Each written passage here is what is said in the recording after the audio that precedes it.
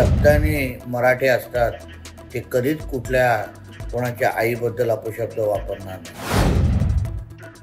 जरांगेने आरक्षणाची लढाई लढावी. आमच्या फडणवीस साहेबांच्या आईबद्दल अगर अपशब्द बोलण्याची हिम्मत करत असेल तर ती वळवळणारी जीभ हातात काढून देण्याची ते सामर्थ्य आमच्यासारख्या 96 कोटी मराठ्यांमध्ये आहे, हे त्यांनी लक्षात ठेवावं.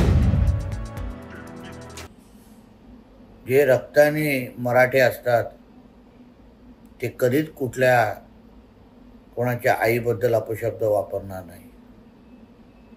ज्या शिवरायांचा आपण आदर्श घेतो त्या छत्रपती शिवरायांनी नेहमीच प्रत्येक माता भगिनीचा आदरच केलेला आहे.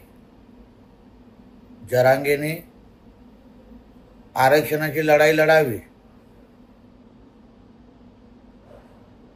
पण ती लढत असताना आमच्या फडणवीस साहेबांच्या आईबद्दल अगर अपशब्द बोलण्याची हिम्मत करत असेल तर ती वळवळणारी जीभ हातात काढून देण्याची ते सामर्थ्य आमच्यासारख्या 96 कोटी मराठ्यांमध्ये आहे, हे त्यांनी लक्षात ठेवावं.